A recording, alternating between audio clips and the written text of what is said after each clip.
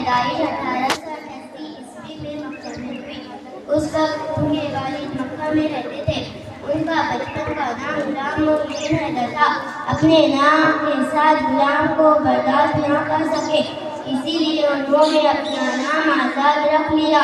مولانا آزاد میں ہندوستانی سوچ و فکر پھوٹ پھوٹ سے بھری تھی، جس کی وجہ سے ان کو انگریزی حکومت کا مخالف کرنا پڑا۔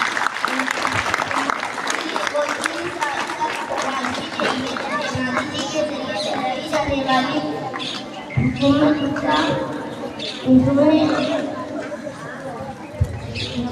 اسی لیے وہ 3 سال تک گاندھی جی کے ذریعے چلائی جانے والی آزاد تعاون تحریک میں انہوں نے بڑھ چڑھ کر حصہ لیا۔ اسی لیے وہ 1923 میں مولانا آزاد کانگریس کے صدر چنے گئے۔ میں اپنی تقریر راحت اندوری کی اس شعر سے ختم کرتی ہوں۔